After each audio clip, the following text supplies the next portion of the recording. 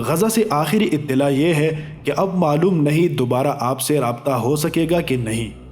شاید ہم پر بیتنے والے کربناک حالات کا کوئی راوی بھی زندہ نہ رہے۔ الوداع دوستو، بس دعاؤں میں یاد رکھنا۔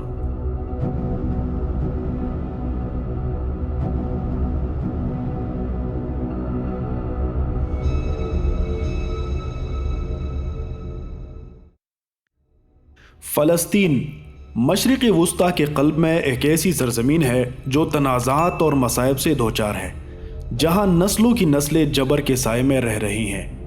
غزہ اور فلسطین دو جڑے ہوئے علاقے، آزادی، وقار اور وجود کے حق کے لیے ایک مسلسل اور تکلیف دہ جدوجہد کا نشانہ بنے ہوئے ہیں۔ ہم آج غزہ اور فلسطین کے مظلوموں کے مصائب کی گہرائیوں کو بیان کریں گے، کیونکہ ان کی آوازیں انصاف کے لیے پکار رہی ہیں۔ غزہ اور فلسطین کی دردناک تاریخ کئی دہائیوں پرانی ہے، جس کی جڑیں سیاسی تنازعات، علاقائی تنازعات اور گہری دشمنیوں سے جڑی ہیں۔ 1948 میں فلسطینیوں کی نقل مکانی نے ان لوگوں کی اجتماعی یادوں پر انمٹ داغ چھوڑے ہیں، جو اپنے گھر بار چھوڑ کر اپنی ہی سرزمین میں پناہ گزین بننے پر مجبور ہوئے۔ تب سے تنازع، تشدد اور جبر کے ایک بظاہر نہ ختم ہونے والے معاملے میں بدل گیا ہے۔ غزہ جو کہ ایک گنجان آباد پٹی ہے، اس ظلم کا خمیازہ بھگت رہا ہے۔ زمینی، ہوا اور سمندر کی طرف سے ناکہ بندی، اس کے باشندے ایک گھناؤنے محاصرے کو برداشت کرتے ہیں جس نے ایک انسانی تباہی کو جنم دیا ہے۔ بنیادی ضروریات جیسے صاف پانی، خوراک اور طبی سامان کی فراہمی بہت کم ہے۔ بچے مایوسی کے سائے میں پروان چڑھتے ہیں۔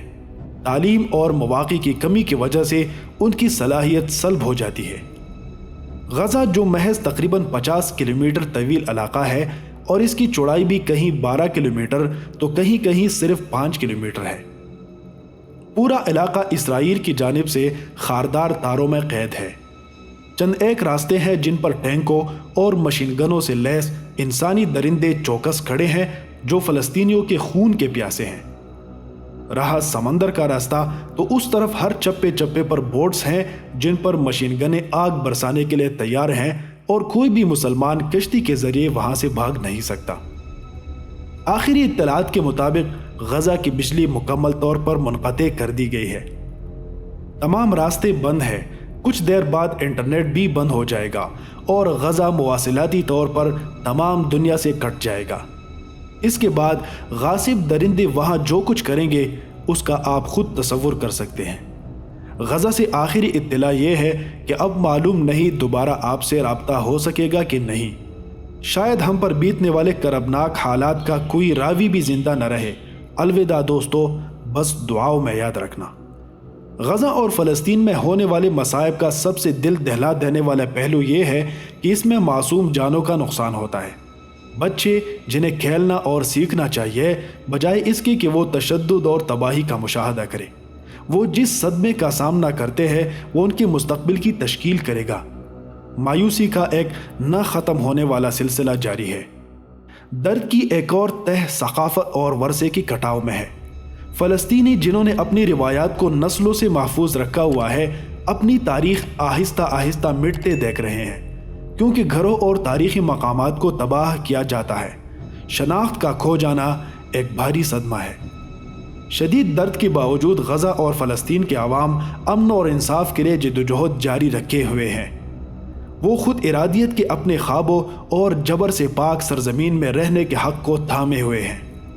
تنازع میں ثالثی کی بین الاقوامی کوششیں امید کی کرن تو پیش کرتی ہیں، لیکن منصفانہ حل کا راستہ طویل اور غیر یقینی ہے۔ غزہ اور فلسطین کے مظلوم اپنے مصائب کا وزن لچک اور عزم کے ساتھ اٹھا رہے ہیں۔ ان کا درد تنازع کے پرامن، منصفانہ اور دیرپا حل کی فوری ضرورت کی واضح یاد دہانی ہے۔ جیسا کہ دنیا دیکھ رہی ہے، یہ ہماری ذمہ داری ہے کہ ہم ان کے حقوق کی وکالت کریں، ان کی آزادی کی جدوجہد کی حمایت کریں اور ایک ایسے مستقبل کے لیے کام کریں جہاں غزہ اور فلسطین کے مظلوم اپنی تاریخ کے اذیتناک بوجھ سے بالآخر راحت حاصل کر سکے۔ اللہ تعالیٰ غزہ کے تمام مظلوموں کے حامی اور ناصر ہو، آمین یا رب العالمین۔